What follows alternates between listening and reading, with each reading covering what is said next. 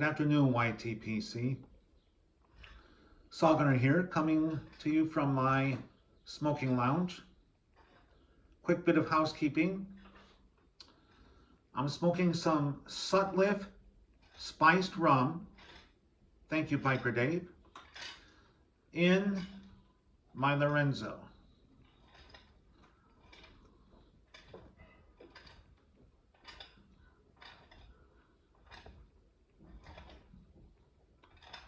One of my subscribers, his name is Francisco. He's not a presenter, he's just a lurker. But he asked me if I would tell another story about one of my military deployments.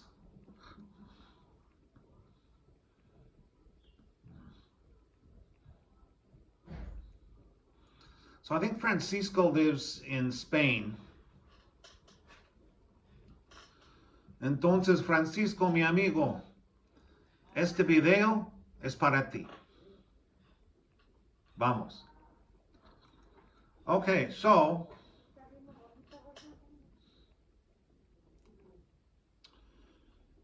as I've said before, in 2007, 2008, I deployed to Iraq. I was a prison guard at Camp Bucca in southern Iraq.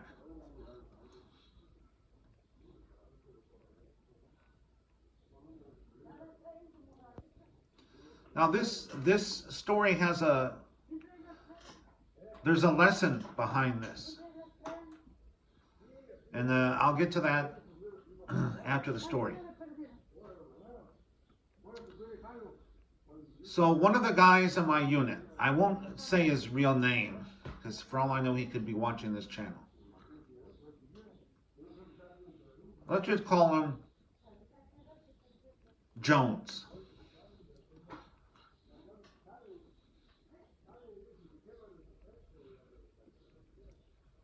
So this guy Jones was in my unit from the time we trained at Fort Bliss, Texas, all the way through the end of the deployment in Iraq.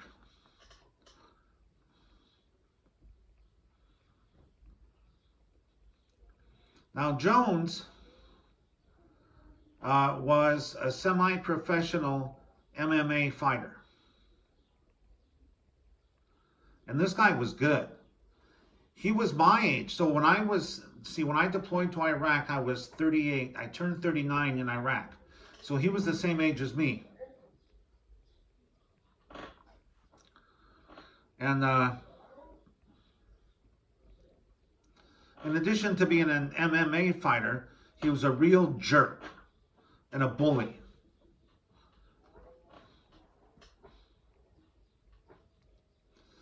In fact, he beat up one guy in our unit and dislocated his shoulder. And he didn't get in trouble because the guy wouldn't come forward. He wouldn't say who did it. He said, "Oh, I fell in the shower." We knew what happened. We knew who did it. This guy was an asshole, in other words. And he was a troublemaker. He loved starting fights. He loved to stir up trouble between different units, and this guy was just a real jerk, a real bad apple. And everybody was afraid of him. Like I said, he was my age. So when we got off shift, when Iraq, there was nothing to do, so we went to the gym. I spent 2 hours a day in the gym in Iraq. When I came home from Iraq, I was ripped.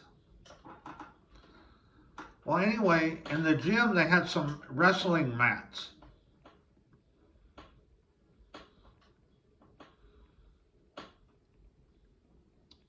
And, because they call it grappling, which is kind of like some of the guys like to do mixed martial arts, wrestling type of stuff.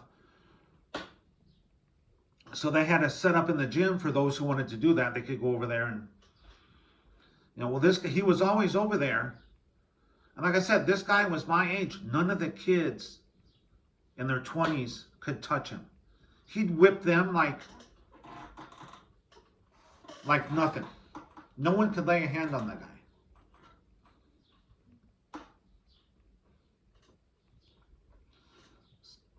So needless to say, I was kind of afraid of the guy. So I always tried to avoid him and stay away from him as much as possible, which was pretty difficult, seeing how we were in the same unit, worked the same shift. But he was always playing like just rude practical jokes, always threatening to beat people up, threatened to beat me up I don't know how many times.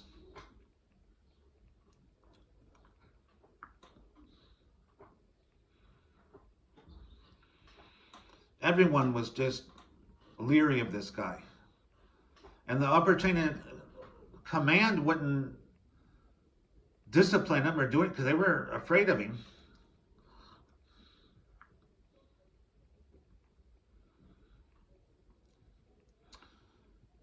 So what's my point? All right, so here goes. So we had a guy that he was the gopher for the unit. What happened was this guy was like pale white. I mean white. He's about white guys. This guy was white as milk. So he was always going to medical for sunburn, and so finally they said, well, they gave him a light duty chit saying he couldn't stand watch out in the sun because of his fair skin.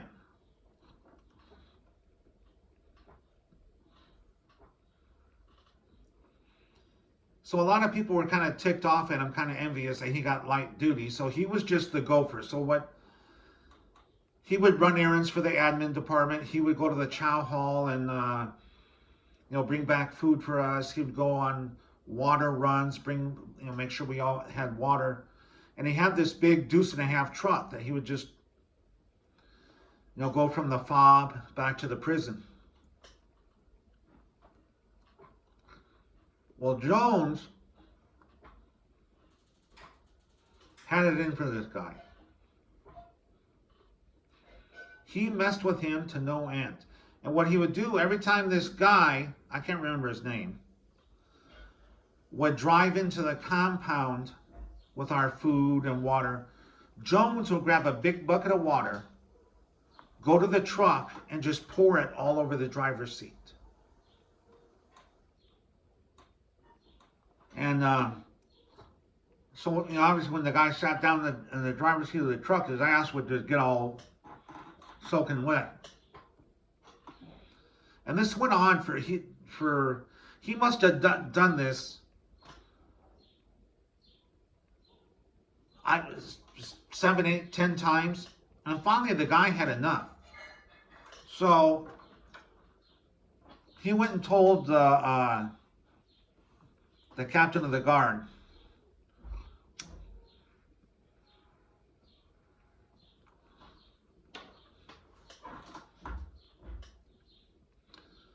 That hey, Jones just keeps pouring water on my seat. I'm getting tired of it. Well, by this time, the higher ups were looking for a reason to get this guy, Jones. So the captain of the guard came to me.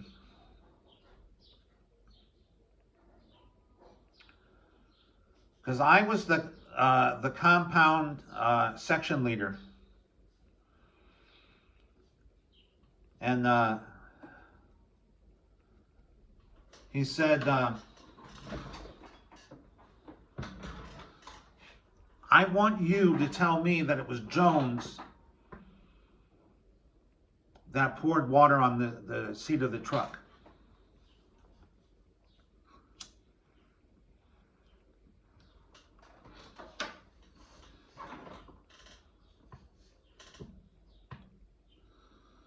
I'm like, well, if you know he did it, why are you asking me to? Why are you asking me to tell that he did it? If you know he did it, everyone knows he did it. He said, yeah, but I just need you to say that you saw him do it. I said, look, you're after Jones, but you don't have the balls to just go after him. You want to use me as your stool pigeon. And I'm not going to go along with it. I'm not going to, yeah, I know it was Jones that did it. You know it was Jones that did it. I go, but I did not see him do it, so I'm not going to tell you he did. I go, I'm not your Huckleberry.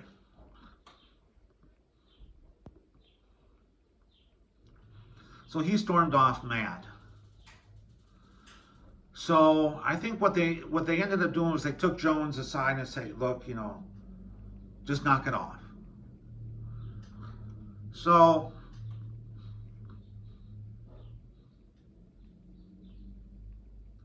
at the end of our shift, we're getting ready to get on the trucks to go back to the FOB, forward operating base.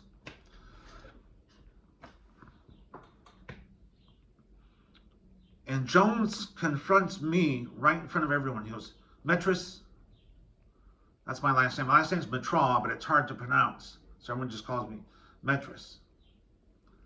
He said, you narked me out. I'm going to beat your ass.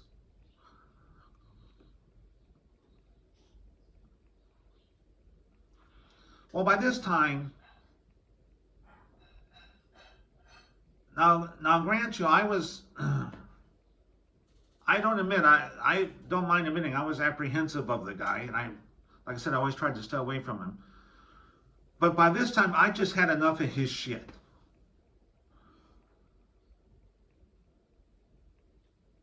And I snapped. I said, Jones,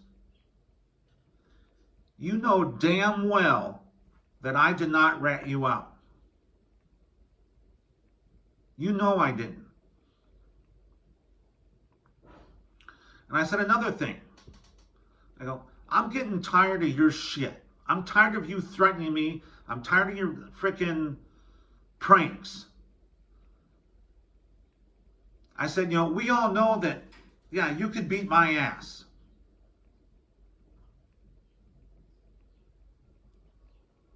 I go, but you know what? If you're going to beat my ass, then just do it, get it over with and do it, and leave me the hell alone. I'm tired of your shit.